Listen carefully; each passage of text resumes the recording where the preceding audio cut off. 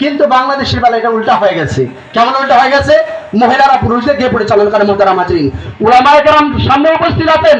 সূরাতুন নিসার মধ্যে আল্লাহ জাল্লা শাআনুহু বলেন যে মহিলারা পরিচালিত হবে, তারা পরিচালক হবে না। পুরুষরা পরিচালনা করবেন, আর পুরুষরা মহিলা কর্তৃক পরিচালিত হবে না। কিন্তু আমরা কি দেখতেছি? আওয়ামী সরকার, মহিলা সরকার, ওদের পিছনে আমরা ইত্তেদা করতেছি। আমার প্রশ্ন হলো আপনাদের কাছে, আজকে আমাদের একটা মসজিদ 5 ওয়াক্ত নামাজ পড়ি, ওই মসজিদের ইমাম সাহেব যদি আমাদের একজন প্রধানমন্ত্রীকে দেওয়া হয়, এটা মেনে নেবেন আপনারা? মেনে নেবেন না? তাহলে এটা যদি মেনে না নেন, তাহলে বাইতুল মুকাররম হলে কি মেনে নেবেন? না, ওই কেন মানবেন না? তাহলে ওই কেন মানবেন না? একটা দেশের ইমাম একটা মহিলাকে বানিয়ে রেখেছেন, একবার বিবেক কি প্রশ্ন করেন নাই? এ বিবেক, আমার কোরআনে আল্লাহ জাল্লা শাআনুহু কি বলেছেন, আর তুমি কি করতেছো? একবার বিবেক কি প্রশ্ন হয় নাই? আমার দেশের মানুষ যদি কথা বলতো কোরআনের পক্ষে, রাত্রে রাত্রে সে গুম হয়ে গেছে, রাত্রে সাত্রে সে জেলখানায় চলে গেছে, রাত্রে রাত্রে রোরা তাকে উঠে নিয়ে গেছে, তার আত্মীয় স্বজনরা পর্যন্ত তাদের খবর পায় নাই। মোহতারাম হাজরিন, এগুলো কি মিথ্যা কথা না সত্য কথা? মোহতারাম হাজরিন, যে জায়গায় উলামায়ে কেরাম ইসলামে কথা বলবে, এখানে তো জঙ্গি সন্ত্রাসীর কোনো কথা হয় না। একটা মাহফিল করতে যদি চাই, থানাতে গিয়ে অর্ডার আনতে হবে। থানায় যদি আমরা যাই, আমরা তো ক্ষমতা নাই, যাইতে হবে জেলায়, ওইখান থেকে অর্ডার আনতে হবে। ওইখানে যাওয়ার পরে আমার তো ক্ষমতা নাই, আনতে হবে কোথায় থেকে? আরো উপর থেকে।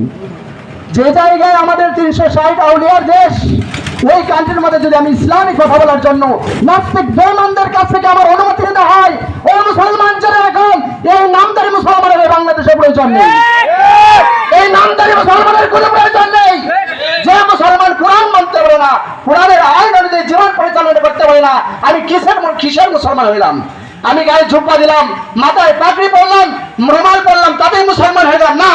আমার মুসলমান হবে এটাই, আল্লাহর জমিনে আল্লাহর হুকুমকে, আল্লাহর হুকুম অনুযায়ী যখন আমি আমল করবো, তখনই দেখা যায় আমার এই রাষ্ট্র স্বাধীন হবে, ওই রাষ্ট্র ইসলামী রাষ্ট্র হবে, ওই রাষ্ট্রে সুখ শান্তি হবে, যার যার প্রাপ্য সে বুঝে নেবে।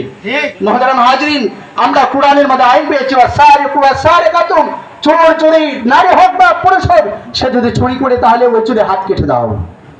কিন্তু মুহতারাম হাজরিন, দুঃখের বিষয়, আমার শায়েখ রেজাউল করিম চরমনাই সাহেব গত 7 তারিখে একটা কথা বলছিল যে আমাদের দেশের চোর 2 রকমের।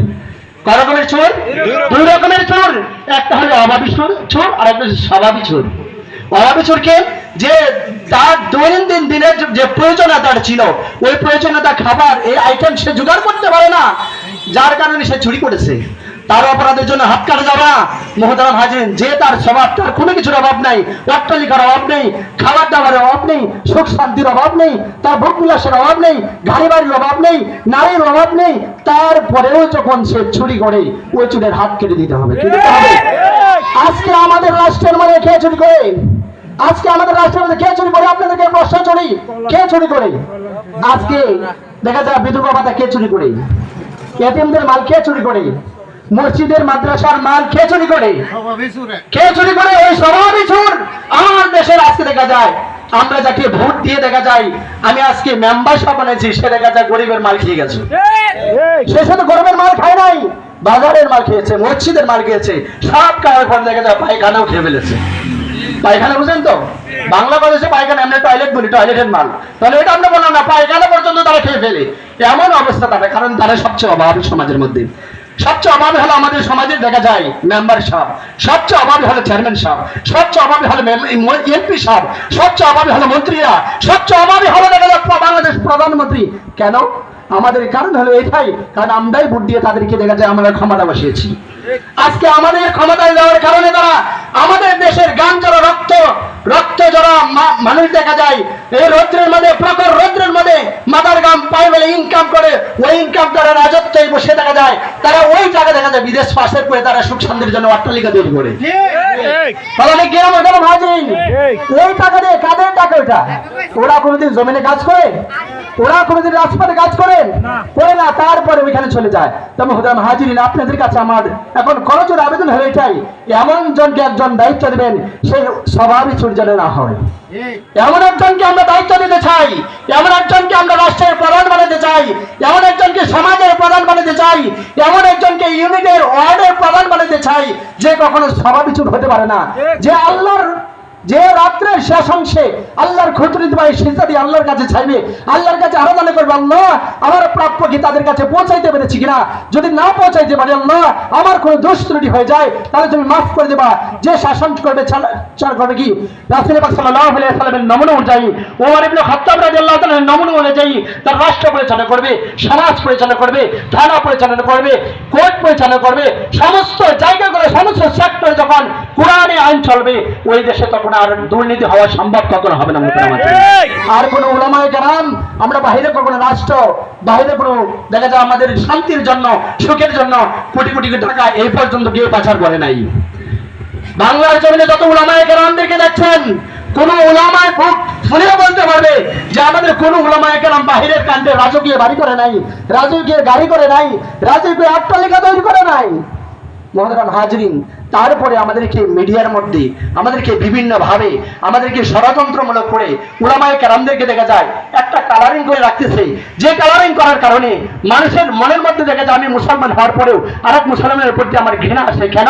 এটা আজকে দেখা যায় আমাদের মিডিয়া পর্যন্ত আমাদের তথ্য সন্ত্রাসের মাধ্যমে আমরা কি করছি, আমরা ভুগতেছি যে তথ্য সন্ত্রাসের মাধ্যমে দেখা যায় আমাদের উলামায়ে কেরামদেরকে ভয় প্রতিপন্ন খারাপ এরকম মানুষের দৃষ্টিকে খারাপ বানিয়ে দিতেছে। মহতারাম হাজরিন, আল্লাহ ওয়ালা তো দেখা যায় চিন্তা করবে, এটাই জনগণের চিন্তা করবে আমার রাষ্ট্রের মধ্যে আমার ইউনিয়নের মধ্যে যদি একটা কুকুর নাকি মারা যায় আল্লাহর কাছে আমার জবাব দিয়ে করতে হবে। আল্লাহ আমার একটা কুকুর যদি মারা গেছে ওই কুকুরের যদি জবাব চাই আল্লাহ ও আমাকে বা যে আমাদের চেয়ারম্যান সাহেবকে বলে যদি ও চেয়ারম্যান সাহেব তোমাকে ইউনিয়নের চেয়ারম্যান বানানোর পরে ওই কুকুরটা না খেয়ে মারা গেলে এটা কি জবাব দিবা তুমি? ওই চিন্তা ফিকির নিয়ে যখন সে প্রত্যেকটা সেক্টরে কাজ করবে সে কখনো ঘুষের টাকা নিতে পারে না, সে কখনো দুর্নীতি করতে পারে না। মুহতারাম হাজরিন, সে কখনো দুর্নীতি করতে পারে না। এখনো দেখা যায় এখন এমন একটা পরিস্থিতি দুর্নীতি অনেকাংশে কমে গেছে, তারপরে দেখা যায় কিছু মানুষ এরকম গুনাহ করতে করতে এমন অভ্যস্ত হয়ে গেছে যে অভ্যাসের কারণে তারা এখনো গুনাহগুলো ছাড়তে পারতেছে না।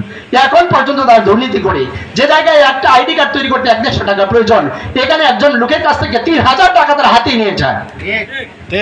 আজকের ঘটনা মহতারাম হাজরিন এরকম একটা ঘটনা ঘটেছে যেখানে 150 টাকার প্রয়োজন থেকে 300 টাকার প্রয়োজন, ওইখানে দেখা যায় 3000 টাকা তার কাছ থেকে নেওয়া হয়েছে। মহতারাম হাজরিন, এই দুঃখ কোথায় রাখবো আমরা?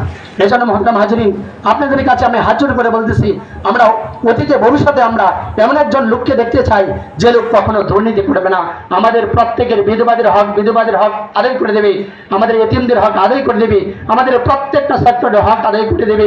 মহতারাম হাজরিন, এরকম একটা দিন আমরা ভবিষ্যতে দেখতে চাই। এই কথা বলে আমার সংক্ষিপ্ত আলোচনা শেষ করলাম।